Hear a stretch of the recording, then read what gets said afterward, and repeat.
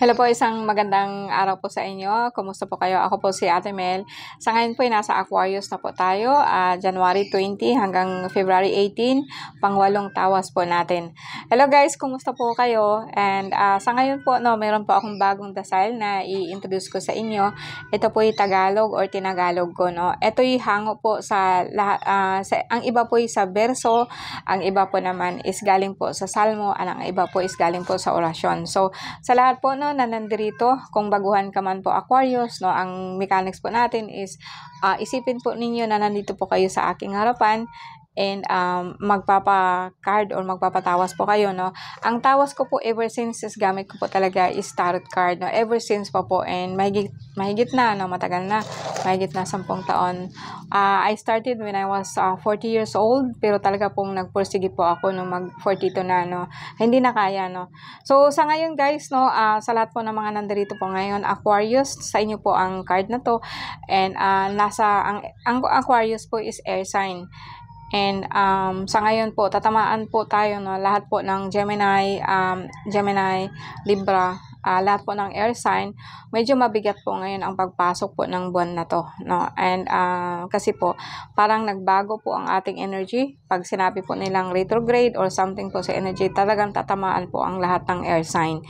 So, mapapansin po ninyo, pagbagsak po natin sa lupa, talaga pong kahit nga po ang kinatawag po natin ng mga air sign, mga earth sign like Taurus, Libra.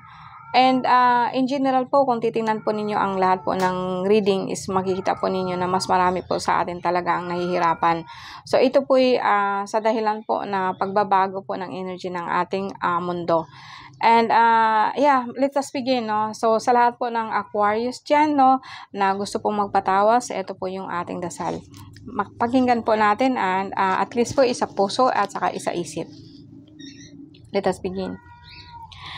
Iniibig ko ang aking Diyos, Diyos ng mga Diyos, Panginoon ng lahat ng Panginoon, may gawa ng lahat, makita at imakita, ng buong puso, buong pag-iisip at ng buong kaluluwa. Bigkis ko ang kabutihan ni Hesukristo at takip sa dibdib ang baluti ng pagkamatuwid. Taglay ko ang kalasag ng pananalig ni kay Kristo bilang panangga at pamatay sa lahat na nagliliyab na palaso ng mga masasama. Si Yahweh ay batong di matitibag, matibay kong muog at tagapagligtas. Ang Diyos ay sa akin nag-iingat, tagapagtanggol ko at aking kalasag.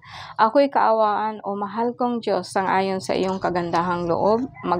Mga kasalanan ko iyong pawiin, ayon din sa iyong pag-ibig sa akin. Sa lahat ng masasama, O Diyos ko, ako'y ipaglaban sa kuko ng mga bababagsik, huwag mo akong pabayaan. Ikaw, O aking kaluluwa, ang Diyos ay purihin at huwag mong limutin ang kanyang kabutihan. In nomine Patri et Filii Spiritus Sancto, sa ngalan ng Ama, ng Anak at ng Espiritu Santo. Amen. And Pufali Katarhita. So, sa lahat po ng nandito ngayon, tignan po natin kung ano po nangyari. Amen, Jesus. Amen, amen, amen, Jesus. Yalhay, Babi.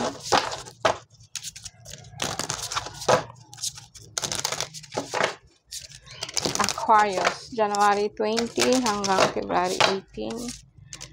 January 20 hanggang February 18.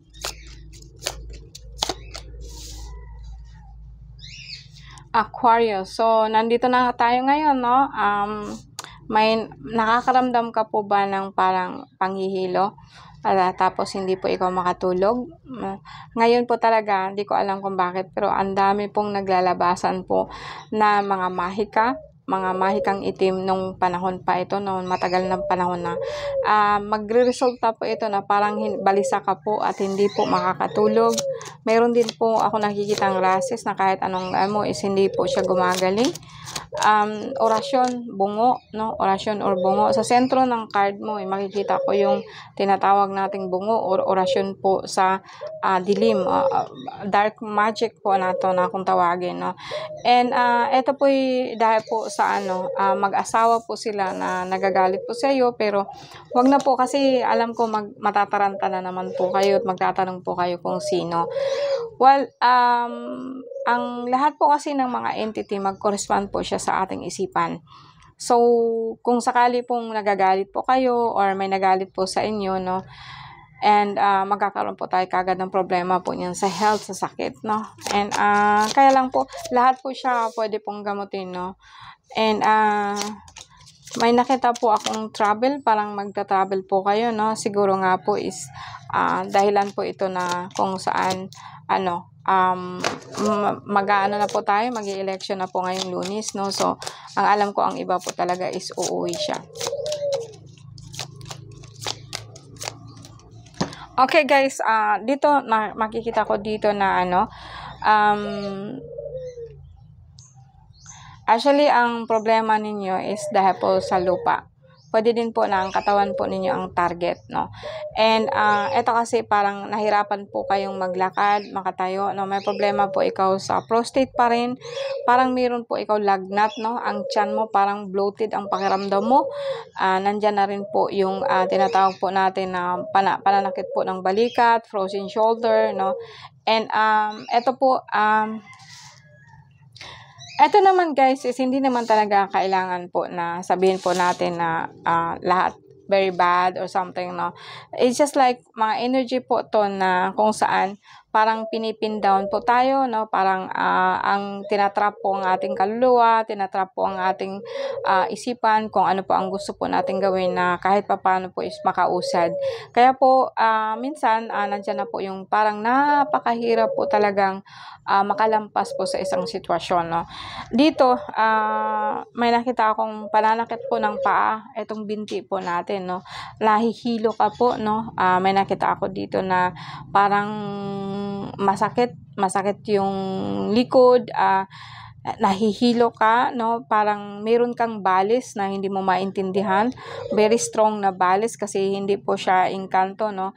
Galing po siya sa mag-ina po na tao, kaso lang ang isipan po nila is bigyan ka ng masama, no. Ito'y sumpa na ang sumpa kasi guys is yun na po yung tinatawag kong balis. Ang balis kasi parang bigla pong ito'y parang papasok po yung hangin dito sa ating sikmura, and andyan na po yung hindi ka makakahinga, nahihilo ka po, no. And kuminsan yung paa mo talaga pong masakit po siya, no. Dito naman po parang ang alam ko guys, no, kung wala po ikaw lupa, fine, pwede pong sabihin natin yung target niya is yung katawan mo. Nandyan po siya mismo sa inyong bahay, no. Ang bahay po na yan na tinatatayuan po ninyo, parang hindi po siya maganda, o sabihin po natin na mayroon pong pumunta dyan at sinalakay po kayo espiritual. And kaya po parang talaga pong hindi ka makakaalis-alis, yung balikat mo masakit, no. I think ritual to ng isang matanda, no. Isang matanda na may kasabay po siyang matanda po din na kumbaga sa akin espiritu na parang nagagabay sa kanya, nagaano kung ano ang dapat niyang gawin, no. And lahat po to hindi po natin alam guys, no. O sabihin po natin na purpose po niya talaga, pero ang hindi niya alam na siya ay pinapagawa ng mga masasama, no. And then hindi niya alam na napakalakas ng impact nito sa atin and sa kanya din. Kasi po parang inggit siya, naiinggit siya sa inyo sobra. Nandiyan na po yung parang galit siya sa inyong mag-asawa, no. Sinabi ko kanina na may nagalit sa inyong mag-asawa. Ito na yung matanda na to, and may lumalabas din po kasi na sinasabayan po niya ng ritual sa kaluluwa. May ritual gamit po ang bungo, and ritual na gumamit po siya ng ibang klase po ng like babaylan po na way, o sabihin po natin na makalumang pamamaraan po ng pagritual, no, na walang mangyari sa ninyo, so sa lupa, no. Meron ako nakikita na despite pa po sa grabe ang tama nyo yung sa paa, balikat, masama yung pakiramdam niyo, yung ulo ninyo parang ito parang mabubutas ito, no, lalo na po kapag magpapahinga na kayo, mas mararamdaman mo siya, no. And maybe may nakita din po ako itong pananakit po ng paa. So lahat po ng Aquarius, ito po ba nararamdaman niyo, no? Sana naman po is hindi po, no. Lalo na po sa mga kabataan, no. And Pero ito po, lahat po ito pwede pong solusyonan, no? Mag-ano po kayo, try po, mag-ano po kayo ng tapusin ko muna. Aquarius, January 20.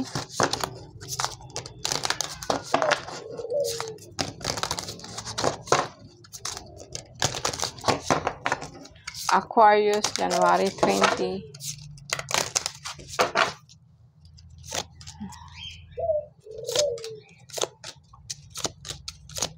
Tapos may nakita po akong sa sikmura niyo. Tapos yung tiyan niyo parang lagi po siyang bloated, no? And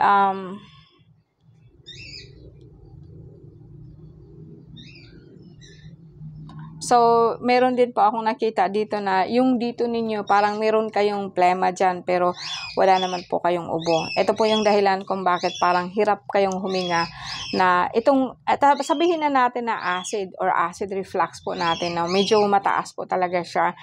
And, dahilan po na parang nahihilo ka, mataas din po yung cholesterol mo. And sa ngayon po, no, parang marami talagang, or may nagpapahalipad sa iyo, kaya iniisip mong aalis na lang, or kailangan may pinapaalis kayo. Di ko alam kung saan galing ang, pinapaalis kayo. Bakit kayo pinapaalis, no?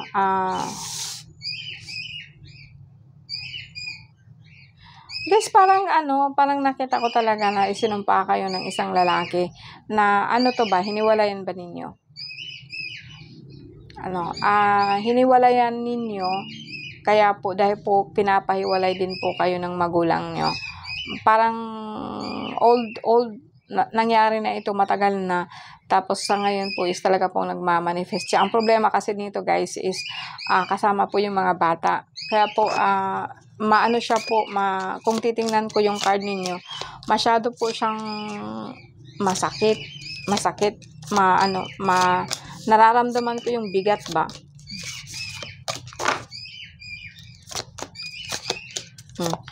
Okay, tatlong card ulit, no? Ang nakita ko dito is like parang isinumpa ka ng lalaki nang iniwan mo siya, o sinumpa ka ng babae. Kung babae ka man po, parang lalaki po ang dahilan nito. And kung ikaw man po isang lalaki, no, ang dahilan po dito is like pangingialam po ng mga magulang, ng asawa, ng biyanan, no.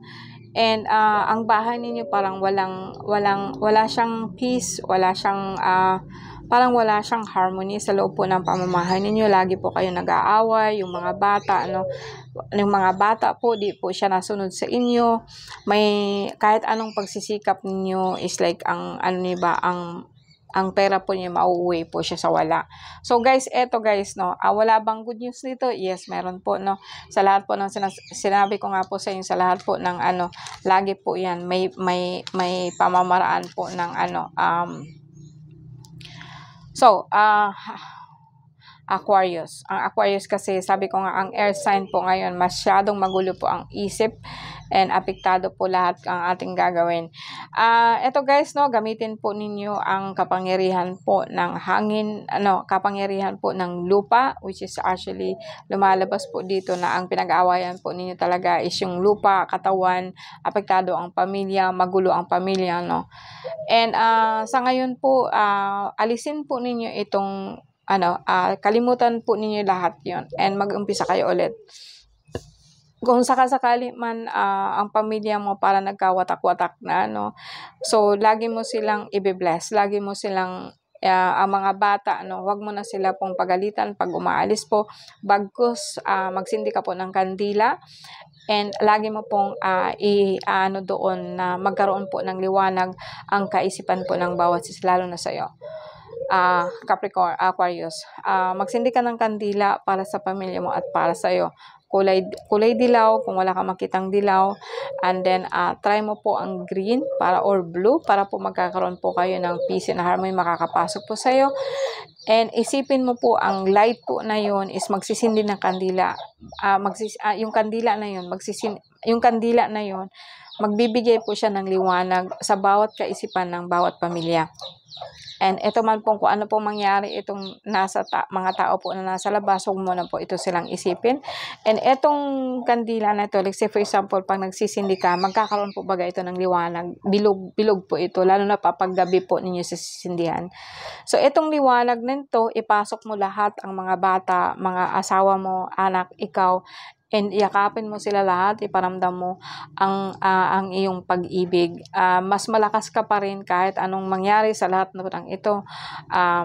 Ikaw po, sa pagmamahal mo sa mga anak mo, magkakaroon po ito ng kalakasan. Gamitin mo po ang balabal po ng Birheng Maria, no? Itakip mo po sa bawat isa po sa kanila para po hindi po tayo masyadong mapasok po ng mga masasama. Kasi ang mga bata talaga ngayon, makikita ko dito na nagre-rebelde po sila kung saan-saan sila nagpupunta. May kahit mga maliliit, masakit na kung magsalita, no? And parang wala po silang so siguro magbigay po ako ng ritual noon lately, no, kung paano po tayo magkakaroon po na magiging isa po yung mga pamilya po natin, no.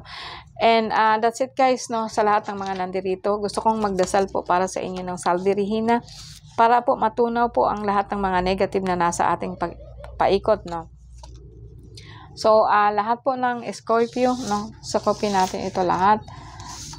Hihingi tayo ng tulong sa mahal na inang kalikasan po, which is Salve Regina. Let's begin.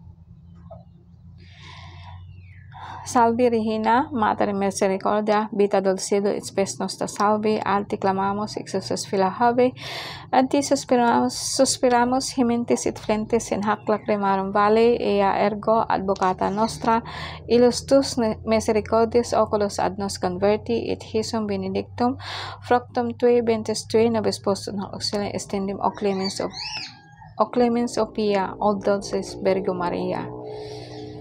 Sa ngalan ng Ama, ng Anak, at ng Espiritu Santo, at sa kapangyarihan po ng mahal na Ina, tulungan mo po ako, mahal na Ina, na maintindihan po ang nangyari sa amin. Bigyan mo kami ng lakas ng loob, bigyan mo kami ng lakas ng aming pag-iisip, ang aming katawan. Bigyan mo kami ng pagkakataon po na maintindihan kung ano po ang nangyari sa amin. Amen, Jesus. Amen, Jesus. Maraming salamat po sa inyo guys, and magandang araw po.